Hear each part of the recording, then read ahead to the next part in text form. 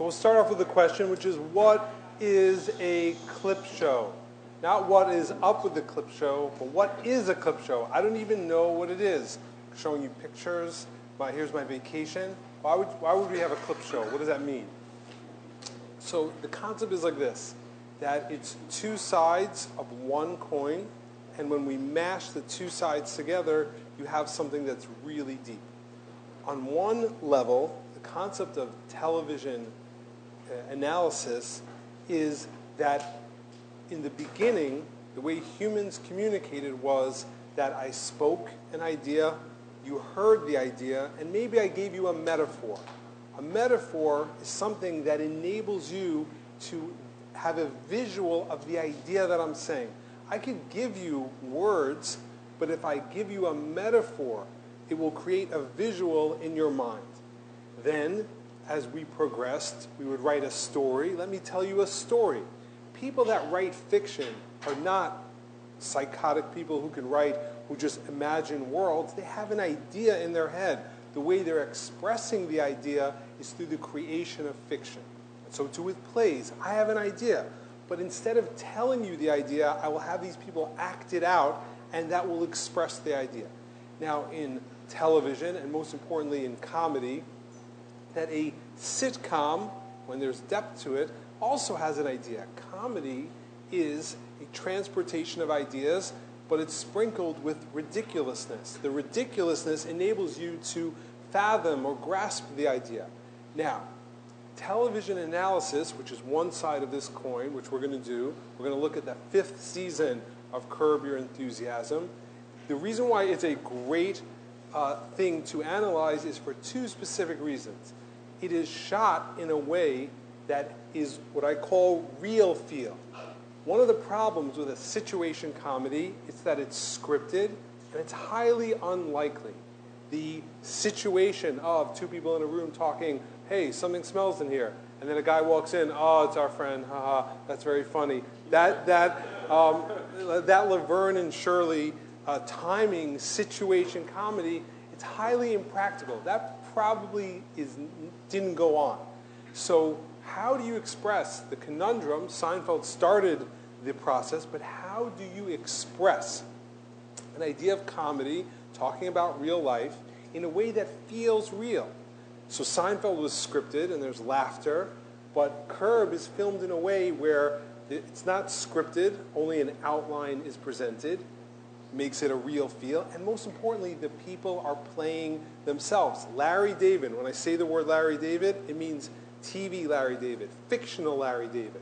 But Larry David is played by Larry David and acts probably very similar to the way Larry David acts. So there's a real feel to it. And the fact that he's talking with real friends, like his friend Richard Lewis for 44 years, they're both funny, there's a natural conversation. So if I want to analyze something, Curb is a very important invention to analyze. The other important aspect that makes Curb unique is that it's written with an arch, that it's written by season. And when you have a season, you have 10 episodes, there's an arch in the episodes. Meaning, before Curb, earlier sitcoms, they would say, okay, we have to come up with these episodes, so the Fonz will jump over is something with a motorcycle, and there was no theme to that season. Curb has a theme. Each season has a theme. And we're going to focus in on the theme of the 5th season, which ultimately centers around fear. So that's the television analysis part of it. Well, we don't go to Syracuse University, and we can't just get a degree in media and be like, hey, I got a degree in media. Like, let me watch TV now on a professional level. Like, that's not the point. All due respect to people who went to Syracuse, some of my best friends went to Syracuse. It's a great school, but that's not the point here. The point is that on the flip side, really, I have a deep idea that I want to share about what us as Jews, our view on how to overcome fear. That's really what I want to express. But if I want to express it, I want to give you a metaphor. What better way that I could use an already existing metaphor that expresses the ideas that I'm going to express? So if I interlock the television analysis plus my desire to express an idea, that's what a clip show means, and that's what we're going to do. Hope that's clear. Okay, so we're going to talk about fear. Now, it's very important for us to realize that we, as Jews, we believe there's a purpose in life. Part of that purpose is that we have to work on ourselves, and we bring reality, we make a better place.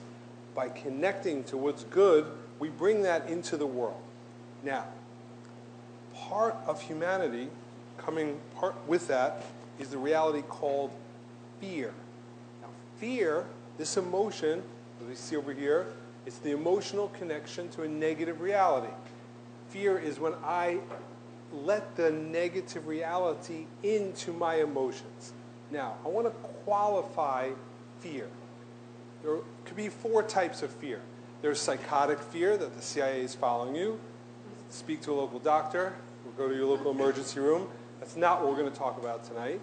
And we're not going to talk about good fear, because there is good fear. You're at a rooftop party, and you are very drunk, and you are dancing on the ledge. I think you should have fear. You should fear falling off the building. That's a good thing. I hope that you fear. You should fear in that scenario. The emotional connection to that negative reality is a good thing. But then there's a new type of fear called rationalizing fear. Now, rationalize, not spelled with a Z, with an S, it doesn't mean to rationalize, it means rationalize. In other words, it's a lie, and it's not true. It's almost as psychotic as thinking the CIA are following you, but you have some truth to it.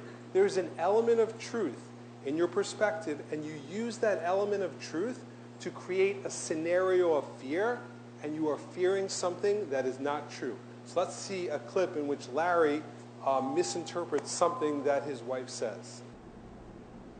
Larry, we need to talk. It's over? What's over? The marriage?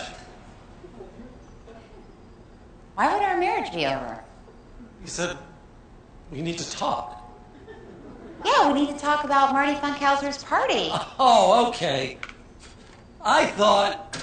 forget it. I don't know, what do you think? Well, you said we need to talk. Generally, when couples break up, that's how they introduce it. We need to talk, so I just thought it was... Well, why would you even think that? Well, because women have broken up with me many times, and they've always introduced it with, we need to talk, so I'm just sort of conditioned for that response. That's a rational lie, meaning women have broken up with him in the past in that manner, so he's conditioned. In other words, if that happened once, I have to put myself on guard that it may happen again. So that's a rational lie. It's true, women, and it could very well be that is a beginning of a breakup. But why is it a lie? Because if you're married, most probably you're not about to just break up. So yeah, I hear what you're saying, but it's not true. The emotional extent that you're taking that rational lie, that's incorrect. And all of us have rational lies, and the mitzvah is to overcome that. Yeah, it's true that the phrase we need to talk could be interpreted in that manner, but I have to look at the marriage, the relationship that I'm in, with such trust and security that I am not thinking it's over. Now, that is a rational lie fear. There's another form of fear in which it's a legitimate fear. It's a fear that makes sense, but nonetheless, a person has to overcome that. So in season 5, Larry's best friend for 44 years, Richard Lewis, needs a kidney. And he is at the bottom of the list for kidney donation. Let's see what Larry's reaction is to that. Well, I'm going to have to get on that kidney list like everybody else. I mean, the only other option is if a good friend or a buddy comes through, then I'm golden.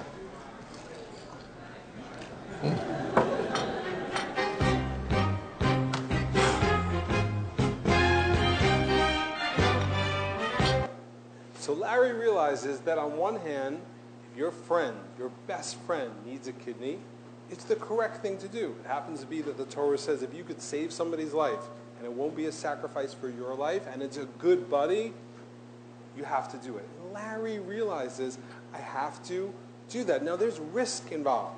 Our fear is from the realm of risk. there's a risk to his sense of preservation. But nonetheless, he knows and he realizes that he has to go ahead and do it. But he cannot get his emotion when he finds out that he's a match. His emotion doesn't connect to that. Don't you feel good about doing this for Richard? No, Yes, you do. I don't. I feel awful. Think about how he's feeling right now. He feels good. Well, doesn't that make you feel good? No, Well, you should. I don't. You're gonna be okay. I'm not. So the definition of courage is moving forward despite fear.